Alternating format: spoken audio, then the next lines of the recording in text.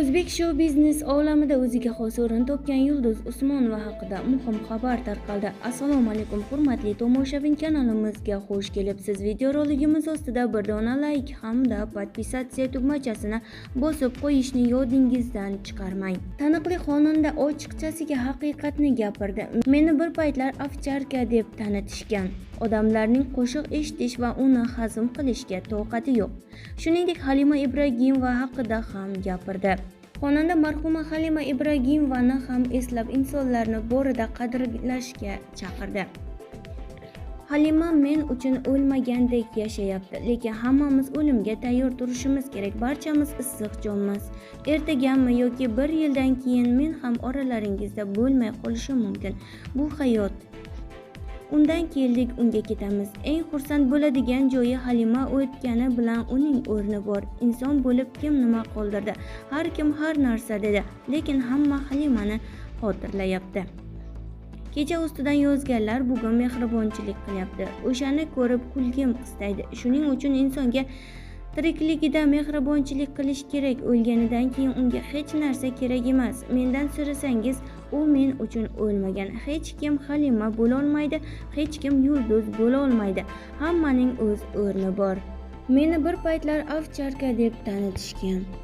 Tanimagan odamga loy otmaslik kerak. Odamni olasi ichida bo'ladi, lekin tanigan odamning yoniga kelib mishmishlarga o'zidan izoh so'rash kerak. Men haqimda nimalar deyishmaydi. Meni bir paytlar ovcharka deb tanitishgan. Unga yaqinlashib bo'lmaydi, kayfiyati yo'q deyishardi. Sababi shuki, o'rtada turganlar menga odamlarni yaqinlashtirmay, o'zi o'rtada turib pulini ham olardi, tanishini ham tiqishtirardi. Menga odam yaqinlashmasa bo'ldi edi.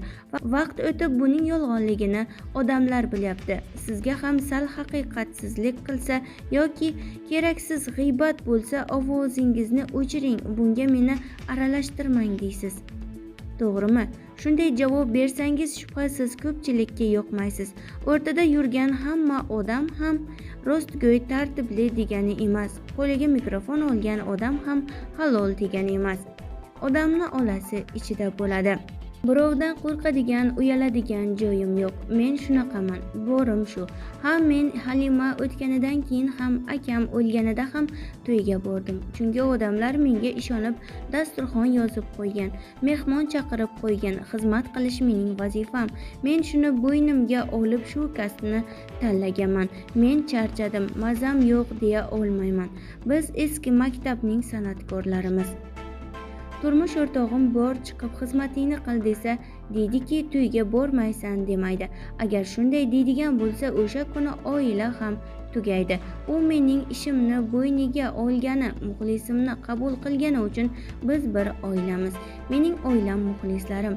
Qizim mendan xabar olmasligi mumkin, lekin muxlislarim mendan xabar oladi. Hayot va san'at shunday ekanda. Yoshligimizda ustozim Gavharxonim Rahimovanikaga ko'p borardik.